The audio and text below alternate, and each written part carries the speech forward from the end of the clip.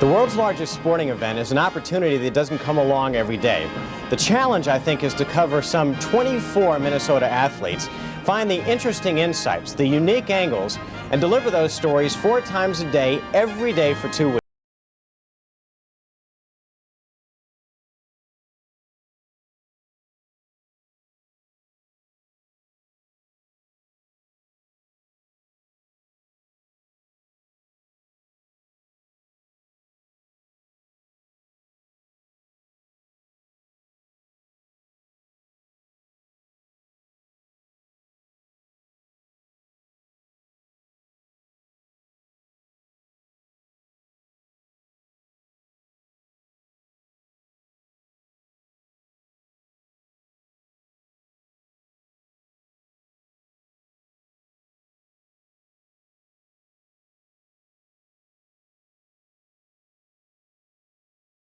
TV is making a huge commitment to the project. We want to cover the people that we know. The emotion, the excitement, the adventure of being part of the Olympics.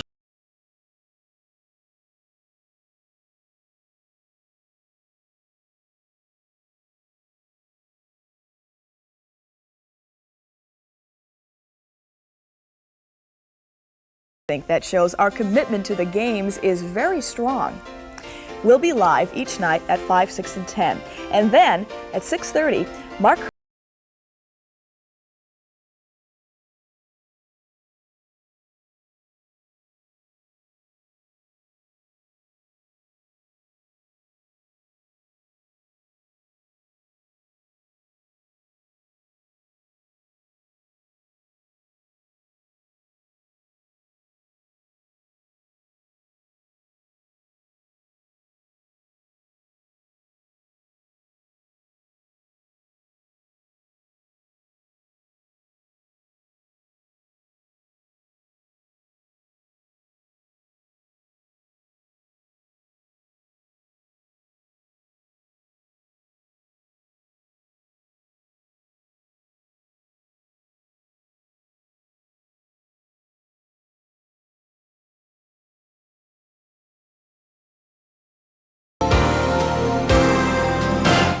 And we delivered on that promise. In an unprecedented effort, KSTP brought live daily programs from Calgary back to the entire state of Minnesota.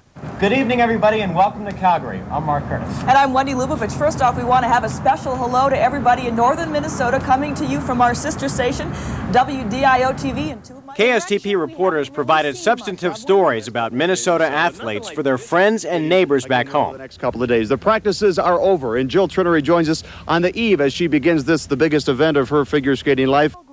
Our reports provided greater insight into Calgary and its people. Evans has what many would call the backbone of Alberta's agricultural economy, a mixed farm. Morning comes slowly in the mountains.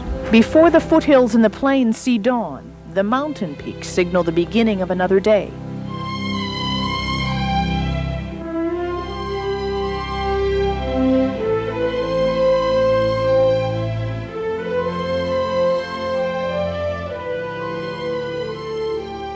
The only American in this Canadian production crew, and he's very proud.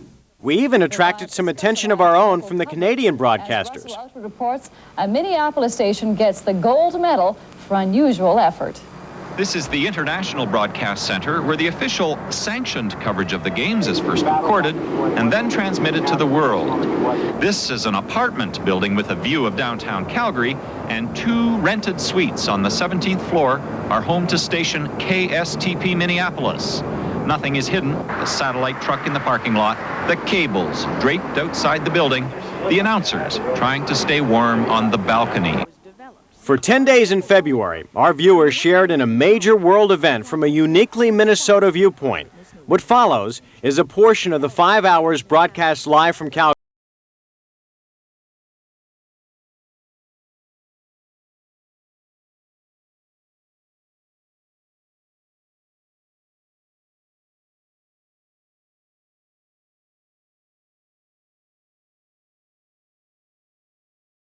This is a Channel 5 News special presentation. Eyewitness to Calgary with Wendy Lubovich and Mark Curtis. evening, everyone, from Calgary, Alberta. I'm Wendy Lubavitch. And I'm Mark Curtis. You know, we have found Minnesotans doing things up here you would not believe. For example, would you believe that a Minnesotan is responsible for maintaining a ski jump here in Calgary? Or that a number of Minnesotans would be the ones taking the first runs down that jump? We will introduce you to those people and to the people of one neighborhood that you may be surprised to find here in Calgary. But tonight, Wendy, we'll start with a Minnesotan looking to bounce back. In just about a half hour, Minnetonka's Nick Tomitz will skate in the men's 1,000 meters. Now, this is coming off a pretty disappointing performance, which you're looking at here in the 500 last weekend. His problems have been pretty well documented by now. Basically, he's just weak after fighting a blood disorder back in December. The question tonight is, can he bounce back for this one race, which will be his last chance in Calgary?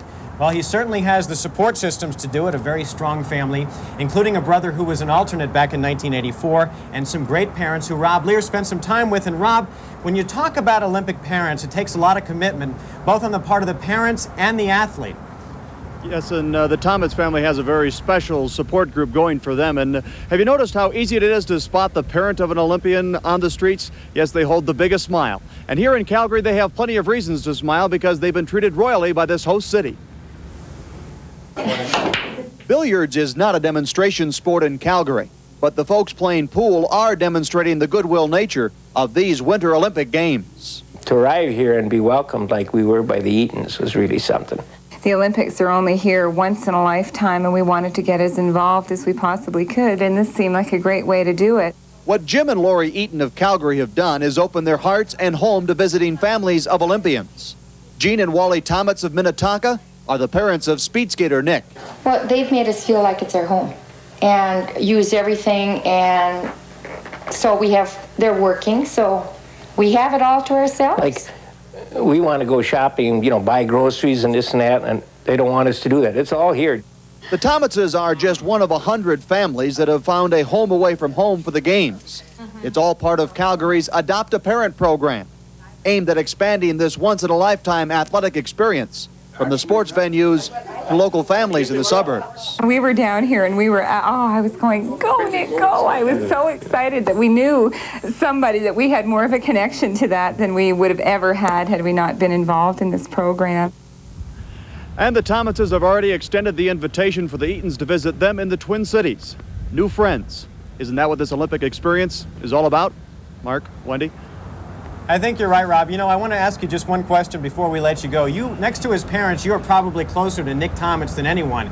Can he do it tonight? Is he ready? He certainly wants to. I've covered Nick since 1979, and he has put a lot of his training years on the line. They'll be there with him tonight. Whether or not he has the power, we'll know that in about 35 minutes.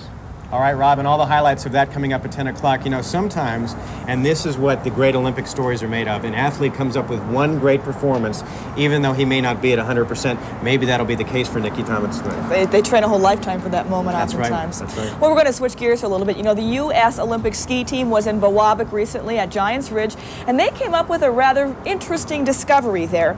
Many of them tasted what they thought must be the freshest water anywhere. What was this tasty water, they thought? Well, it turns out it came from a nearby Minnesota town, Buell, Minnesota. And as the water tower proves, the people in Buell have been boasting about their water for years. They even started bottling it recently. So members of the ski team asked the people in Buell to be their official sponsors of the water. They said they'd be happy to do that, but a problem arose here, right, Mark? And you all are not going to believe what the problem was. There was already an official water sponsor. There are official sponsors for everything up here. Buell wanted to do it, but there was already an official water. But the people in Buell say they're going to try again in the next Olympics, and maybe they can send the water up Good here. luck to them. It's good water. I've tasted it. But, you know, Olympic sponsorship really is big business here in town. Everywhere you look, you see the Olympic rings, but not just anyone can use those Olympic rings, and the people here in Calgary are very aware of that, as I found out today.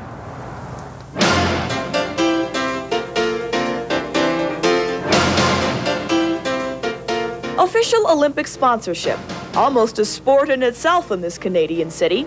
Companies like these pay millions of dollars to play the game.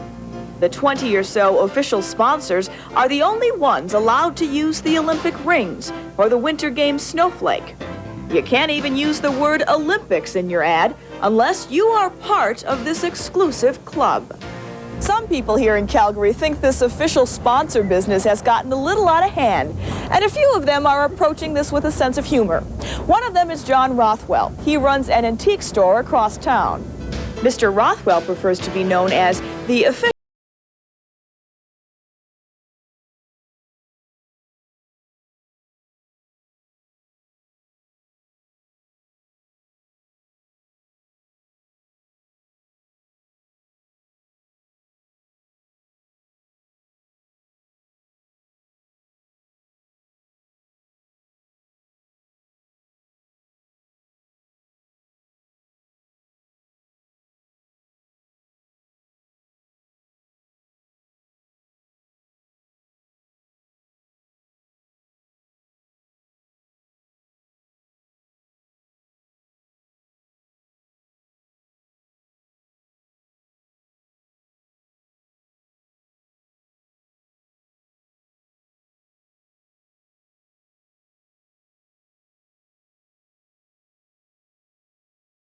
One official sponsor that hails from Minnesota is 3M, of course, and they have an association with the luge team. I got to tell you something crazy. We were in the Safeway today, which is a food store up here, and I'm going through the aisles and I see the official chicken.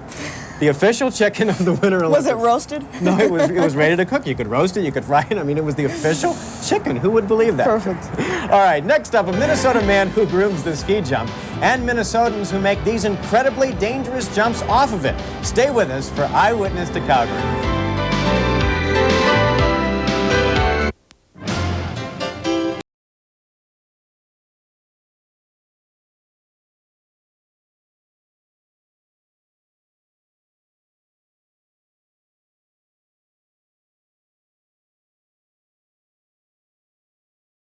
Calgary on a beautiful Thursday night, temperature about 40 degrees, 50 degrees. Feels a little bit colder than that. Yeah. You know, one of the things we are talking about is all the Minnesotan support people up here. Tonight we'll introduce you to Ed Brisson.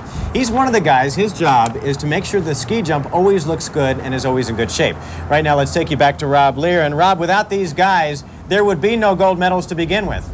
That's right, Mark. In fact, grooming those hills, no easy task at all. The Calgary Olympic Committee knew that, so they wanted to tap the expertise of a man that's better known in ski jumping circles as the king of the hill. He is Eddie Brisson of Bloomington, a former ski jumper who's found the challenge to be more challenging to work on the hills than to slide down them. Canada's Olympic Park is drawing a lot of attention during the Winter Games, but no one has paid more attention to detail on the ski jumps than Bloomington's Ed Brisson. Take it down on the center of the landing and dump it there so we can fill in that hollow in the center. Brisson is a goodwill ambassador of sorts, a former ski jumper who has been hired by the Canadians to be the man in charge of grooming the jumps, a job he has dedicated his skills to.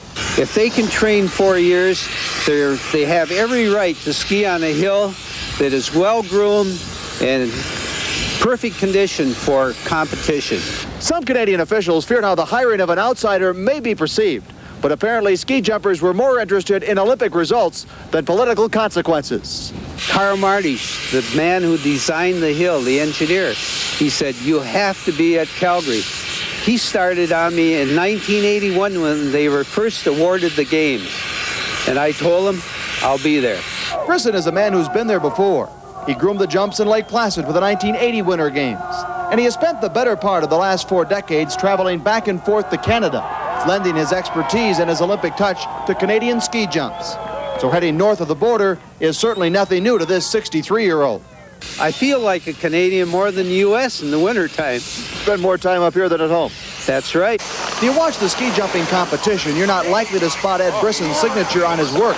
But ask any Olympic skier and they'll tell you that his handiwork has not gone unnoticed. Now, the jumps here in Calgary have been subject to a great deal of criticism, but not because of Ed Brisson's work, because of the wind. And Ed says there's nothing you can do when Mother Nature calls. And he said for all ski jumpers that arrived here in Calgary complaining about the wind, well, they better go home. They're going to have to live with it. Mark, Wendy? Robbie, I guess between the wind and the warm temperatures, his job doesn't get any easier. No, not at all. But he says, in fact, the grooming of the hills, they couldn't be in better shape. They are fit for Olympic competition. Labor of love. Definitely. Ed Brisson. Now there's another Minnesotan involved in ski jumping, and if we can take the concept one step further of the non-athlete, it's John Denny's job to check out what Ed Brisson has done. Denny, who hails from Duluth, is what they call a kamikaze. He's the first man to go off the ski jump after Brisson and his crew have finished the grooming. Now if there's a bump or a slick spot, like it or not, Denny's going to find out about it, sometimes the hard way. He's the guinea pig. We come out here every morning, we set the tracks, make sure the jump's in good condition, make sure the tracks are straight and that there's no sticky spots and so forth, and make sure that it's in the best condition possible for the Olympic competition. You guys are the test pilots, so to speak. We are. We're a little bit of the guinea pigs, but that's all right. We enjoy it. Denny is one of 6 forerunners or kamikazes from our state. 2 of his brothers, in fact, jump with him. Sometime in the future, we'd like to have all of those guys on the show. But I'll tell you what, Eddie the Eagle, the guy from Britain, who's getting so much notoriety up here, doesn't have anything over these kamikazes. Yeah, a lot of hardy people in Duluth, I think. The brothers and all will come.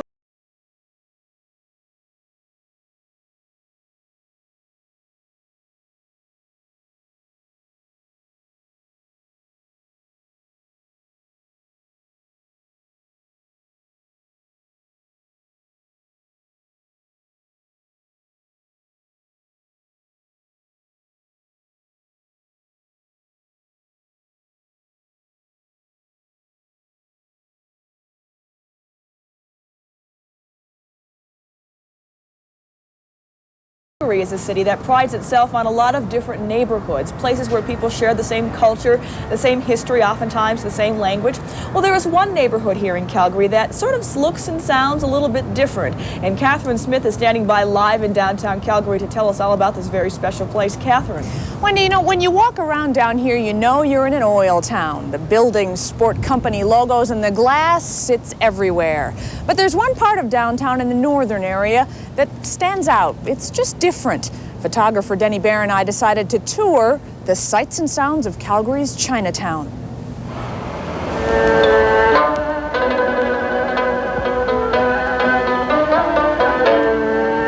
Chinatown is a city within a city, a 6-square-block area of downtown Calgary where you're more likely to hear businessmen talking Chinese than English. Jik Louis is one of about 40,000 Canadian Chinese residents who live in Calgary. They make up 6% of the city's population. Calgary's Chinatown is the 3rd largest in Canada, following Toronto and Vancouver. It's also the core of Calgary's most visible minority population. Even though there are only about 1,500 permanent residents here in Chinatown, people who live in apartment buildings very close to the downtown, this is where almost all of the Chinese-owned businesses are located. Jik Louis' family first came to Calgary in the 1920s. Like many other pioneers, his grandfather came to help settle the West. Very first immigrants, they were here to build a railroad, you know, and was hired in the Far East and came over and helped to build the railroad. And afterwards, they decided to stay. Today, Jik is owner and editor of Calgary's largest Chinese-language newspaper. It's a free paper that goes out to Chinese residents of Calgary, Edmonton, and several other cities in Alberta. The Canadian Chinese Times is set and typed by hand. The paper includes ads for Chinese businesses, personals, and translated stories from local English publications, all in an attempt to keep members of the Chinese community involved in local issues. We tend to be socially conscious, politically conscious, not that we are active, but we are conscious. Calgary is home to many Chinese businesses. There are herb and acupuncture shops, a driving school, and restaurants. In fact, there are more Cantonese-style Chinese restaurants in Calgary than in any other city in the world. Chinatown may have an old-world flavor, but much of it is now sold with modern packaging. Chinese Calgarians can shop for seafood and fresh bakery in what else but the Chinatown shopping mall.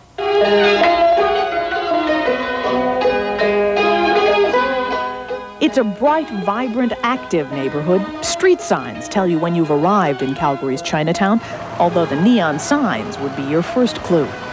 Chinatown may seem different, maybe even exotic to some. But to the people who live in Calgary, it's just another neighborhood.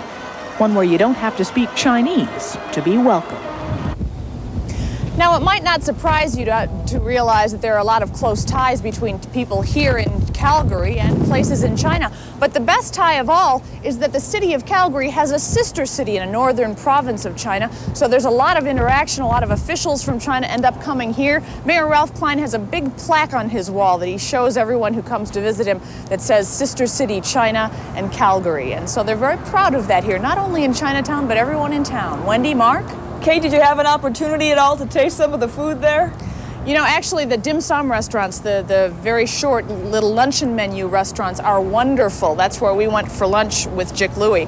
And I have to say, it's some of the best Chinese cuisine I've tasted. It's not real hot and spicy like Szechuan, but it's a wonderful combination of tastes. You got to go down and try it.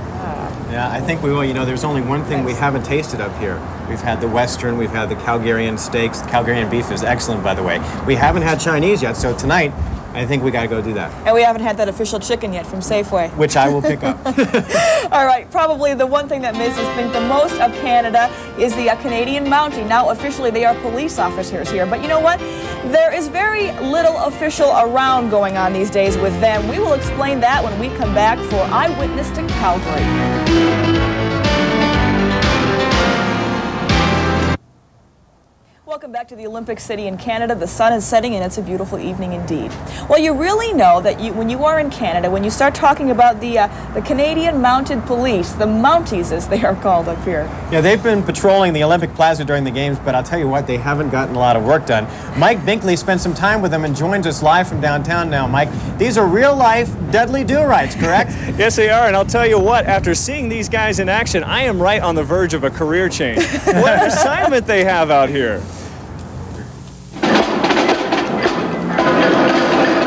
Don't they look stern and official as they march in their shiny boots through all the important places here? Forget it. You want to see what their real duty is at the Olympic Plaza?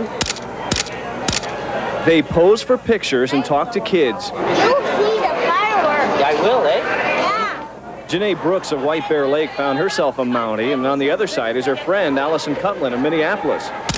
Well, when I first saw them, I thought, wow, they look pretty cool, and that's the kind of guy I want to marry. But meanwhile, these are the guys doing all the work, Calgary City Police, and they're the only ones mounted on horses. When's the last time somebody asked you to pose for a picture with them? Nobody has asked me yet.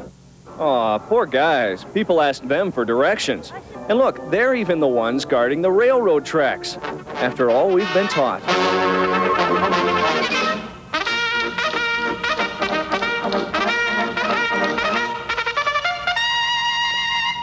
When's the last time you rescued somebody from the railroad tracks? Tell you the truth, I just graduated February 1st, so I haven't rescued anybody from anywhere yet. Maybe in the next week or so. Yeah, probably, yeah.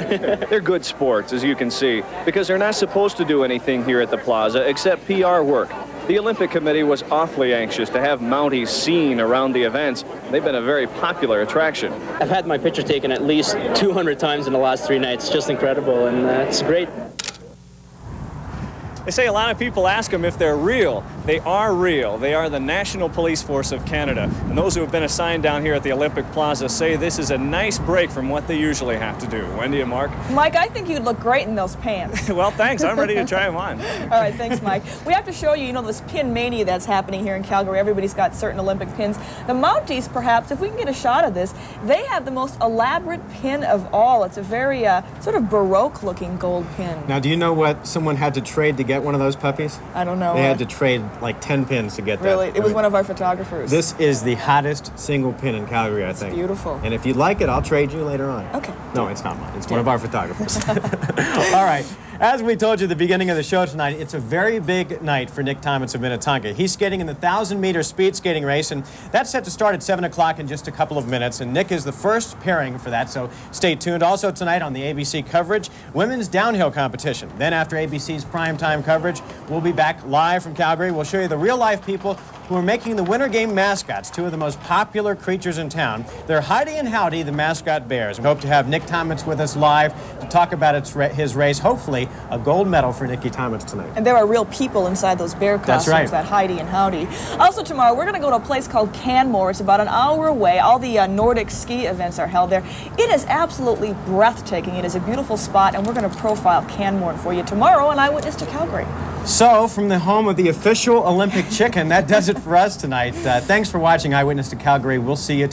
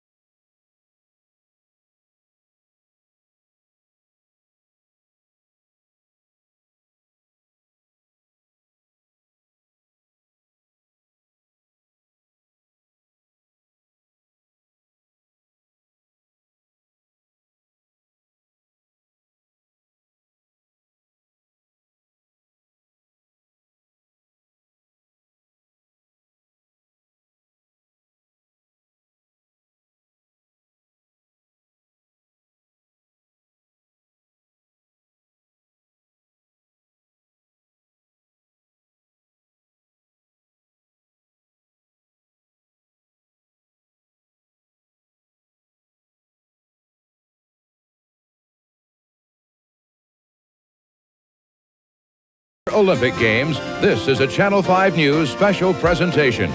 Eyewitness to Calgary with Wendy Lubavitch and Mark Curtis.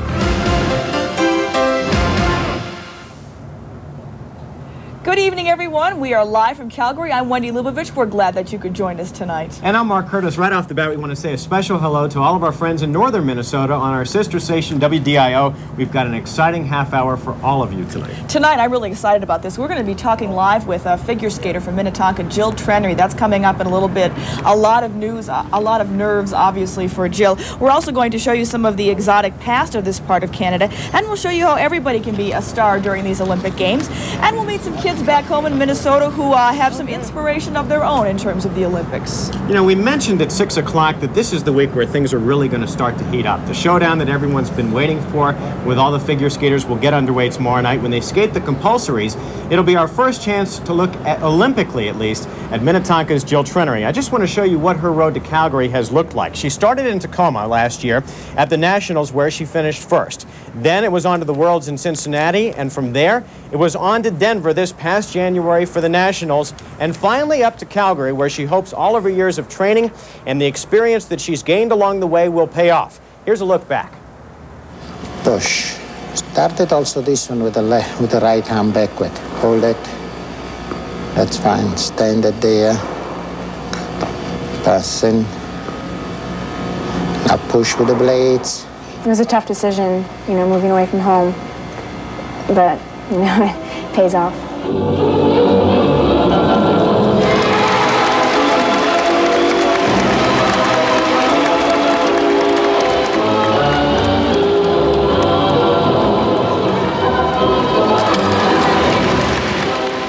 I did, you know, win over the politics, and that's what I was afraid of, and I'm kind of in shock that it's still happening.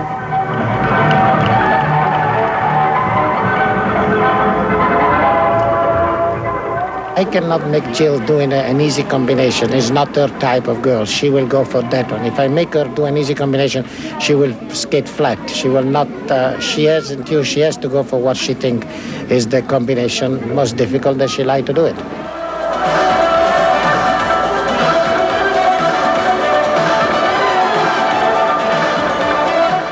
She has such a fresh style and so polished and finished, and I think when you leave watching a performance of Jill, you come out really happy. She's an all-American, very with-it looking girl, and it's a very up kind of feeling you have after watching Jill.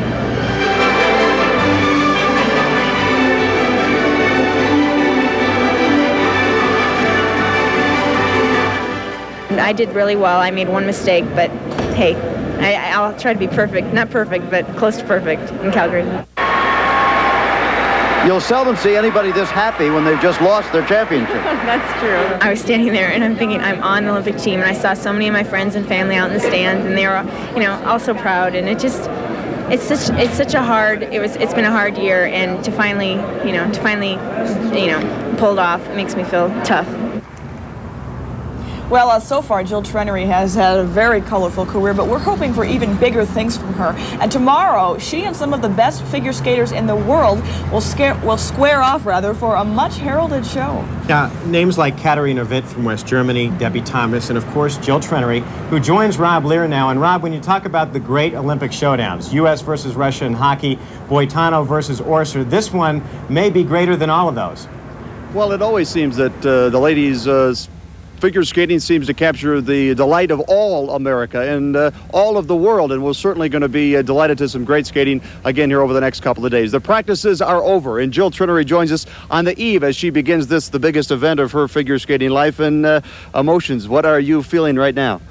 Well, I feel pretty good. I had a good day of practicing, and by this time it's like I'm ready to start, and it's been so long since we've been here, and all the hype of it, it's getting to be a little much, so I'm just ready to go into it and do my best. Wasn't long ago we saw you standing on that podium in Denver, and you had gotten caught up in all the emotions of the Olympics and the fact that you were coming here. Has it lived up to those kinds of expectations? Definitely. I mean, the opening ceremonies and being in the village and just, having all the athletes from all over the world together at one time, and, all of Calgary is so into it. Everywhere you go, there's everyone's hyped up about it. And it's just as exciting as I ever thought it would be. As we take a look at some of the practice pictures of you and some of the training you've been going through here, are you about where you want to be? Do you feel comfortable with the way you're going to go into competition here tomorrow? Yeah, I always have those last-minute nerves. I mean, that's only natural. The night before figures is always the hardest because, there's so much anticipation and just really wondering how it's going to turn out. But I really just want to go in there and do just decent figures and no major mistakes like last year at Worlds. And I'm really interested to see where I'm going to come out. You talked about when you got here at first you weren't going to put pressure on yourself because this was supposed to be Debbie Thomas and this was supposed to be Katharina Witt's show, but yet you found yourself accepting some of that pressure. Does that mean that a medal is well within sights?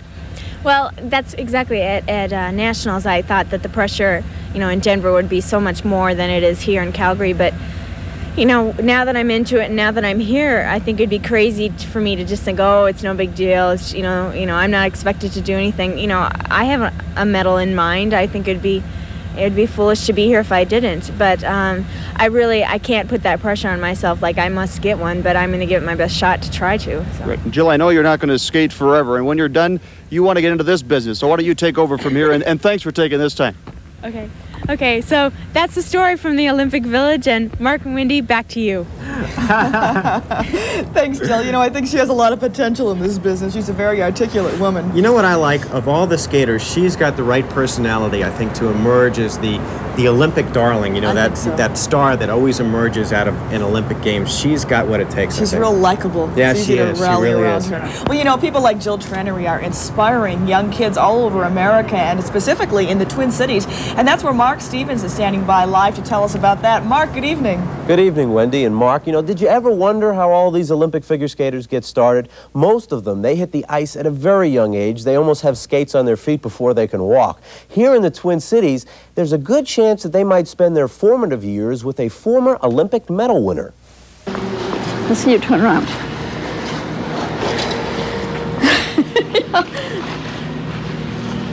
That's how you learn to spin, so that you can spin like that. This is where it all begins. A master passing on her experience and knowledge to a possible champion of the future. Vivian Hultin won a bronze medal for Sweden at the 1936 Winter Games. Now she is an instructor in St. Paul, and at Olympic times like now, she sees the interest in her beloved figure skating grow. Arms are pretty colossal. It's just unbelievable. Oh yes, they call now. The children want to look like what Peggy Fleming did, or like Dorothy Hamill. It's Vivian's job to continue that dream, and she encourages it. Times for figure skaters who are willing to work are better now than ever before. I'm not surprised, because it's happened gradually, and I've been following it all my life. Okay, good. And nowadays, like for instance, Orser, he has so many people with him, working on him. I mean, kids nowadays have all the help in the world. And they have coaches and choreographers and psychiatrists and masseurs and goodness knows what else following them around. And a salka. And a salka. Good. And a spin. Just an upright spin. Good. And stop. 7 or 8 hours training every day. Your number in a minute. And you have to love it. It's just like anything else. You have to love it. Like she said, 7, 8 hours a day, years and years and years, like Jill Trenery just told us, and all of that pressure that comes with it also, because people like us, like Mark and like Wendy and Rob and everybody who's bothering everybody up there in Calgary, we put a lot of pressure on these kids, and it starts at that very young age. Good point. All right, thanks, Mark. It is a good point, and Jill is holding it very well under all this pressure. Yeah, they all are. Yeah. I think enrollment to figure skating classes always tend to increase after the Olympics. A lot of stars in the eyes. Well, next on Eyewitness to Calgary, we're going to take you about 90 miles away from here. But we're going to show you a very different world. It's all coming up next on Eyewitness to Calgary, so stay with us. Welcome back, everyone. You know, there's so much to see up here in Canada that I'm sure that Calgary is really only part of what's on everyone's agenda when they come to the Olympics. You know, that is really true. Catherine Smith has been traveling some of the back roads here in Alberta, this province of Alberta. And right now she's going to tell us about one of the lesser-known tourist attractions, and she joins us live. Catherine, good evening. Hi, Wendy. We're showing you a direction we haven't really seen much of. When you look east from Calgary, you can tell that most of Alberta is a lot of plains, prairies. It's flatter than a pancake. About 90 miles northeast of here, though, the Badlands begin. And photographer Denny Bear and I decided to take a drive. And what we found was an extraordinary landscape, one where you never know what's buried in the hills. It's an alien landscape. Where the Red Deer River Valley cuts through south-central Alberta, the Badlands begin. It's a barren environment. Sometimes the only movement, the animals. The terrain here is carved by intricate erosion patterns. The result, unusual features like the hoodoos. These pillars of rock have been preserved by their protective caps. The native Indians once thought hoodoos were petrified giants who would come alive at night. Instead, the hoodoos are one of the last reminders of Alberta's first inhabitants. 75 to 80 million years ago, many dinosaur species called Alberta home. But back then, things were a little different. The Badlands and the semi-arid terrain of today, scattered vegetation, couldn't be farther from the way it was back then. Flat, subtropical coastal plains coming down to inland seas, lots of vegetation, lots of animals. It's actually not all that exotic, and that's one of the things that people fail to realize, that if you go to northern Florida or the Gulf states right now, effectively you're seeing Cretaceous of Alberta 78 million years ago. Alberta's Tyrrell Museum of Paleontology is a world-class facility. More than 200 dinosaur skeletons are on display, the largest collection in the world. One of the favorites, a dinosaur with a familiar name, the Albertosaurus, the first dinosaur discovered in Alberta. None of these specimens is found in perfect condition. In fact, usually just the opposite is true. That's why the museum spends more than a third of its budget in this room. They call it the preparation room.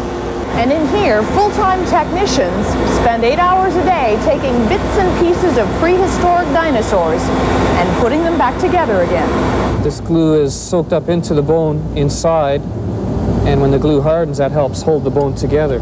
Darren Tankey says sometimes working on fossils makes him wonder what the world was like millions of years ago. It's interesting to speculate on what the animal was like. This animal was obviously quite young when it died, and we're really wondering why it died at such a young age. 65 million years ago, all the dinosaurs died. After years of study and research, no one knows why. So what's the fascination? And you start wondering about your own future, in a sense, in light of the fact that a dinosaur, which survived for 150 million years as the dominant creature, did die out. Once, these badlands were covered with shallow lakes and moss-draped forests. Today, that history is written in the stone and rock here. Scientists say there's still a lot we have left to learn about the age of the dinosaur, but the Earth won't give up those treasures very easily. That museum is a place that makes even adults feel like little kids. And I'm willing to admit, after we finished shooting this story, we spent just a couple hours walking around. You just go, wow, everything is so brilliantly displayed. They only built that museum about 2 or 3 years ago, but they're already surpassing the amounts they expected to get in terms of tourist attractions. And it's already the biggest tourist attraction down here in southern Alberta. Wendy, Mark? All right, thanks, Kate. You won us over. I don't think I've ever heard of an Albertosaurus. No, but you know what's interesting? Fred and Wilma live right next door. I saw them on the way here today. Pebbles and Bam. Yeah, maybe we should call it HHH. You know what that is? No. Homer Hankey Syndrome, HHS. It's an insatiable appetite for souvenirs, and it's happening here at the Olympics. We'll take a look next on Eyewitness to Calgary.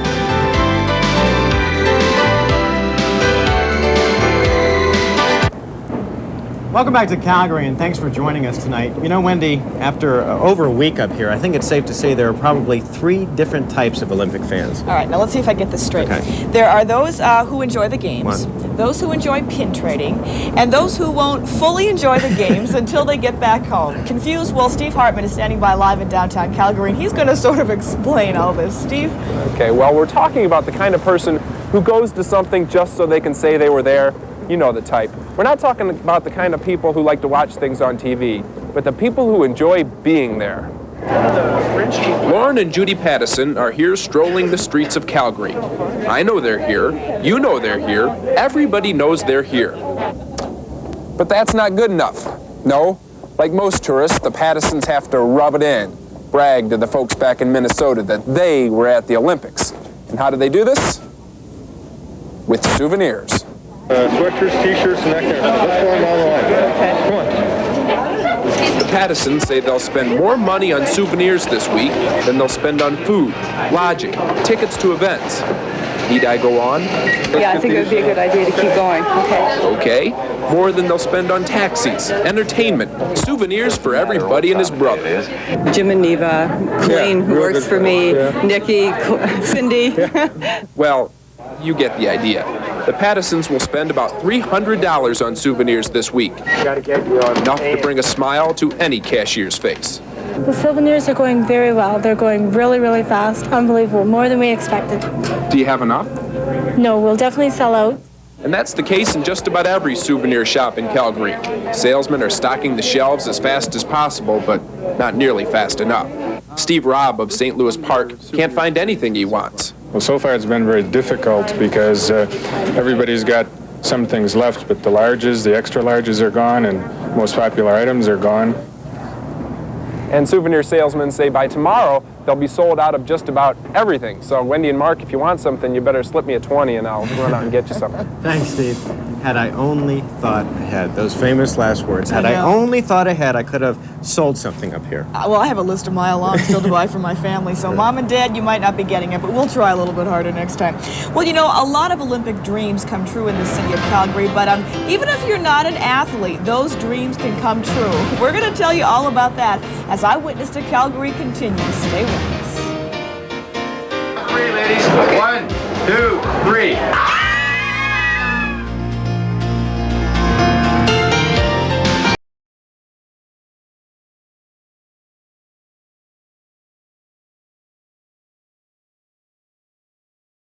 Calgary, you know, one thing about having a lot of tourists in one area, you can make a lot of money if you come up with the right idea. Yeah, 2 brothers from British Columbia are doing just that, and Mike Binkley joins us with that story now. Mike, if only I had thought ahead, right? Exactly. It's one of those things where you catch yourself saying, why didn't I think of that? It's a scheme that every day is turning in nearly all profit for these guys. This is a picture of 2 Minnesota women just barreling down the luge track, right? Well, not exactly. It's actually quite the cheap imitation run by 2 brothers from Victoria. One of them climbs up a ladder to snap the pictures. The other tells you to imagine going 120 kilometers an hour with no steering and no brakes. Ready? On 3, ladies. 1, 2, 3. That just cost him $5. And the next people step up and a crowd gathers. 1, 2, 3. More money changes hands, more screaming. 1, 2, 3. Good job. I lived in Vancouver during Expo, and I saw there was people making a lot of money off stupid little things, so we decided we had to do something. And what they decided to do cost them very little money, but is taking in a bundle. Put a little plywood together here. A little plywood together, a little white paint that's getting scuffed up. We rented a luge, bought a cheap camera, and we're off to the races. Even Peter Jennings has stopped by. That's him on the upper right. And every day they see thousands more because as cheap as it looks, the people seem to come away with some thrill of victory. That was fun. We didn't get any medals, but it was worth it. Now here's another picture of another fool taken in by all this. I looked kind of scared, didn't I? You know, you feel pretty silly doing this for a while, but actually it's kind of a fun souvenir to take back with you. Mark and Wendy. Thanks, Mike. You know, I saw Mike downtown in Calgary right after he had that picture taken. He was pretty excited. Yeah. And I thought he was on the luge. But you know what they have for real? You can take for $100 a ride on a bobsled. Right. For real when it's all over. I may do that. All right, ABC has lots coming up for you tonight. Ski jumpers were finally able to go off today because the winds died down. We'll have coverage of that on ABC. The women's 3,000-meter speed skating race and the final competition in ice dancing is also on tap. That should be gorgeous. Then on the update at 10, we'll introduce you to one of the biggest names in figure skating. He was the coach to Peggy Fleming, Dorothy Hamill, and now Jill Trenery. Tonight you'll meet Carlo Fassi. Carlo Fassi. And also, we're going to tell you about a fascinating insight into the big showdown tomorrow night with Jill Trenery and some of the world's best figure skaters. We're going to talk to Janet Allen now. She was one of the Minnesota judges during the race of the two Bryans a couple of days back, and she's going to tell us all about the big race coming up this week with the female figure skaters. All right, the countdown is on for the figure skating tomorrow night. That does it for us. Thanks again for joining us, and we'll see you tomorrow night. Bye-bye.